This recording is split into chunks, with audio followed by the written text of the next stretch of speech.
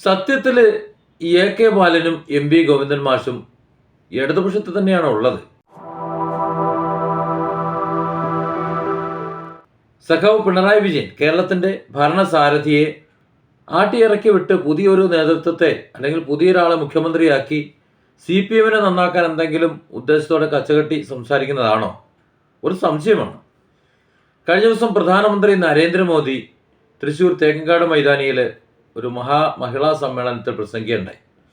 ആ പ്രസംഗത്തിനിടയിൽ, സംസാരത്തിനിടയിൽ ചില പരാമർശങ്ങൾ സ്വർണ്ണക്കള്ളക്കടത്തുമായി ബന്ധപ്പെട്ട് കേരളത്തിലെ ഒരു ഓഫീസിന് ബന്ധമുണ്ട് എന്ന നിലയിൽ പറഞ്ഞു.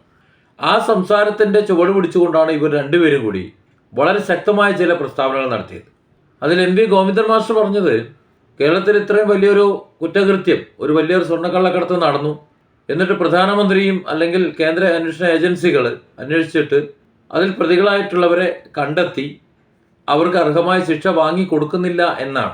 അതിനകത്ത് മുഖ്യമന്ത്രി പിണറായി വിജയൻ്റെ മുഖ്യമന്ത്രിയുടെ ഓഫീസിൽ സ്വർണ്ണക്കള്ളക്കടത്ത് നടന്നു എന്ന് എം വി ഗോവിന്ദൻ മാഷ് സമ്മതിക്കുന്നു എന്നാണോ? സഖാവ് എ കെ ബാലൻ്റെ സംസാരം വ്യത്യസ്തമല്ല. രണ്ട് വീഡിയോ നമുക്ക് ഈ വീഡിയോയുടെ അവസാനം കാണാം.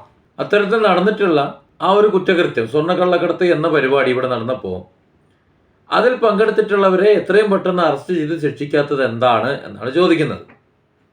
അപ്പോൾ അത് വളരെ പെട്ടെന്ന് ചെയ്യണം, എത്രയും പെട്ടെന്ന് ചെയ്യണം. ഇല്ലെങ്കിൽ അത് കേരളത്തിന് അല്ലെങ്കിൽ ഈ രാജ്യത്തിന് തന്നെ അപകടമാണ് എന്നും അവർ പറയുന്നുണ്ട്. അതുകൊണ്ടാണ് ഞാൻ പറഞ്ഞത്, CPM എന്ന പാർട്ടി, ആ CPM എന്ന പാർട്ടിയെ രക്ഷിക്കാൻ വേണ്ടി ഇവർ രണ്ടുപേരും നരേന്ദ്രമോദിയെ കുറ്റം പറയാൻ എന്ന വണ്ണം പിണറായിക്കിട്ട് പണിയുന്നതാണ് എന്നാണ് എനിക്ക് തോന്നുന്നത്. കാരണം നവകേരള സദസ്സ് എന്ന പരിപാടി മഞ്ചേശ്വരത്ത് നിന്ന് തുടങ്ങി തിരുവനന്തപുരം വരെ എത്തിക്കണം. അതിൽ മഞ്ചേശ്വരത്ത് നിന്ന് പരാതികൾ സ്വീകരിച്ച് തുടങ്ങിയപ്പോൾ ആ പരാതികൾക്ക് വളരെ പെട്ടെന്ന് പരിഹാരം ഉണ്ടാക്കുമെന്നാണ് മുഖ്യമന്ത്രി ശ്രീ പിണറായി വിജയൻ പറഞ്ഞിരുന്നത്. പക്ഷേ ആ പരാതി എങ്ങും എത്താതെ, എവിടെയും എത്താതെ കിടക്കുകയാണ്. പല പരാതികളും ബന്ധപ്പെട്ട ഓഫീസിൽ വീണ്ടും സമർപ്പിക്കൂ എന്ന് പറയുന്നുണ്ട്. അതായത് സകല സർക്കാർ ഓഫീസിലും കയറി ഇറങ്ങിയിട്ട് ഒന്നും നടക്കാത്തത് കൊണ്ട്, അങ്ങനെ നടക്കാത്ത കാര്യങ്ങൾ ഇവിടെയെങ്കിലും മുഖ്യമന്ത്രിയുടെ സവിധത്തിലെങ്കിലും ഒന്ന് നടക്കട്ടെ എന്ന് കരുതി വന്ന പരാതി പറഞ്ഞ. അപ്പോൾ ആ പരാതി നേരെ ആരാണോ പരാതി പറഞ്ഞിട്ട് കേൾക്കാത്തത് അവരുടെ ടേബിളിലേക്ക് തന്നെ വീണ്ടും അയച്ചു കൊടുക്കുകയാണ്. അതിനാണെങ്കിൽ പിന്നെ ഇത്തരത്തിലൊരു ചടങ്ങ് നടത്തേണ്ട ആവശ്യമൊന്നുമില്ലായിരുന്നല്ലോ. പരാതിയുടെ മേലൊരു പരാതിയും കൂടെ കൊണ്ടുവച്ചാൽ മതിയല്ലോ. ഏത് ഉദ്യോഗസ്ഥനെതിരെയാണോ പരാതി പറയേണ്ടത് അതേ ഉദ്യോഗസ്ഥന് തന്നെ ആ പരാതി ഹാൻഡ് ഓവർ ചെയ്യാം, അല്ലെങ്കിൽ അദ്ദേഹത്തിന് തന്നെ ആ പരാതി കൊടുക്കാം. അതുപോലെ നവകേരള സദസ്സിൽ നടന്നിട്ടുള്ള മറ്റു ചില കാര്യങ്ങൾ, അത് സർക്കാരിന് വളരെ ക്ഷീണം ചെയ്ത ഒരുപാട് കാര്യങ്ങളുണ്ട്. അതിൽ ഒരു കാര്യമാണ് അരീക്കോട് നിസാർ ബാബുവുമായിട്ട് ബന്ധപ്പെട്ട കേസ്. ബ്ലോഗർ നിസാർ ബാബുവുമായി ബന്ധപ്പെട്ട് CPM-ന്റെ ഗുണ്ടകൾ അല്ലെങ്കിൽ DYFIന്റെ പ്രവർത്തകരായിട്ടുള്ളവർ അവിടെ നിസാർ ബാബുവിൻ്റെ മൊബൈൽ ഫോൺ, ഏതാണ്ട് 1.5 ലക്ഷം രൂപ വിലയുള്ള മൊബൈൽ ഫോൺ പിടിച്ചെടുത്ത് ഈ പോലീസ് സ്റ്റേഷനിൽ പോയി വാങ്ങിക്കുമെന്ന് പരസ്യമായിട്ട് പറയുന്നുണ്ട്.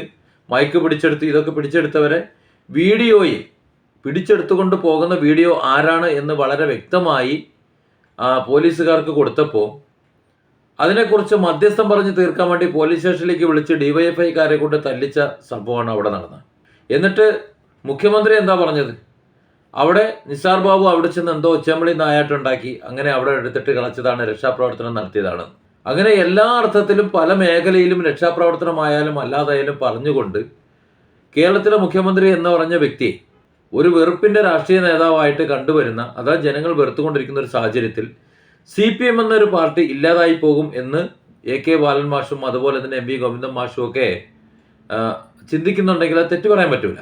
ഒന്നാം പിണറായി സർക്കാർ എന്ന് പറഞ്ഞാൽ അത്യാവശ്യം തരക്കേടില്ലാത്ത കാര്യപ്രാപ്തിയുള്ള ഒരു മന്ത്രിസഭയായിരുന്നു അവർക്കുണ്ടായിരുന്നെങ്കിൽ, രണ്ടാമത്തെ മന്ത്രിസഭയിൽ, രണ്ടാം പിണറായി സർക്കാരിൻ്റെ മന്ത്രിസഭയിൽ താരതമ്യേന പിണറായി വിജയൻ എന്ന ഒരു നേതാവ്, ആ നേതാവ് പറഞ്ഞാൽ അക്ഷരം പ്രതി അനുസരിക്കുന്ന കുറച്ച് ആൾക്കാരെ പിടിച്ച് മന്ത്രിമാരാക്കി, ഞാൻ പറയും നിങ്ങൾ കേട്ടോളണം എന്ന നിലയിൽ ഒരു ഏകാധിപത്യ ഭരണം കാഴ്ചവെക്കുമ്പോൾ CPM-ന്റെ നില പിന്നോട്ടാണെന്ന് CPM-ന്റെ നേതൃസ്ഥാനം വഹിക്കുന്നവർ എന്ന നിലയിൽ എം വി ഗോവിന്ദൻ മാഷുക്കും അതുപോലെ എ കെ ബാലൻ മാഷുക്കും അറിയാം. അതുകൊണ്ടായിരിക്കണം അവർ ഇങ്ങനെ ഒരല്പം കൊള്ളുന്ന വിധത്തിൽ തന്നെ ചില പ്രസ്താവനകൾ നടത്തിയത്. സ്വർണ്ണക്കള്ളക്കടത്ത് എന്ന ഒരു പാതകം ഇവിടെ നടന്നപ്പോൾ കേന്ദ്ര അന്വേഷണ ഏജൻസികൾ അത് കൃത്യമായി അന്വേഷിക്കണമെന്നും അത് അന്വേഷിച്ച് അതിൻ്റെ പ്രതികൾക്ക് അർഹമായ ശിക്ഷ വാങ്ങിക്കൊടുക്കണം എന്ന് തന്നെയാണ് പറഞ്ഞത്. വൈകിയെങ്കിലും CPM-ന്റെ ചില നേതാക്കന്മാരെങ്കിലും CPM-ന്റെ ഇന്നത്തെ നില തുടർന്നാൽ, ഈ നേതൃത്വത്തിൻ്റെ ഇന്നത്തെ വികലമായ കാഴ്ചപ്പാടുകളും പെരുമാറ്റങ്ങളും തുടർന്നാൽ, ഇപ്പോൾ ഭരണം തന്നെ അറിയാമല്ലോ ഏതൊക്കെ കോലത്തിലാണ് പോകുന്നതെന്നുള്ളത്, അത് ആ നില തുടർന്നു കഴിഞ്ഞാൽ CPM-ന്റെ കാര്യം അവതാളത്തിലാകുമെന്നും ലോകത്ത് അവശേഷിക്കുന്ന തെരഞ്ഞെടുക്കുന്ന മന്ത്രിസഭ അതിവിടെയാണ്, കേരളത്തിലാണ് ഉള്ളത്. ആദ്യത്തേത് ഇവിടെയായിരുന്നു. ഇതോടുകൂടി ഇന്ത്യയിൽ CPM എന്ന ഒരു സംവിധാനം അവസാനിക്കുമെന്ന് പേടിച്ചുകൊണ്ട് അല്ലെങ്കിൽ ഭയപ്പെട്ടുകൊണ്ട് കേരളത്തിലെങ്കിലും പേരിനെങ്കിലും ഒരു ഇടതുപക്ഷ പ്രസ്ഥാനം നിലനിൽക്കണമെന്ന് ആഗ്രഹിക്കുന്നവർ ഇങ്ങനെ ചിന്തിക്കുന്നതിൽ അത്ഭുതപ്പെടാനൊന്നുമില്ല. ആരെ ലക്ഷ്യം വെച്ചായാലും അതിൽ ഉള്ളിൽ ചില വാസ്തവങ്ങൾ അടങ്ങിയിട്ടുണ്ട് എന്നത് വസ്തുതയാണ്.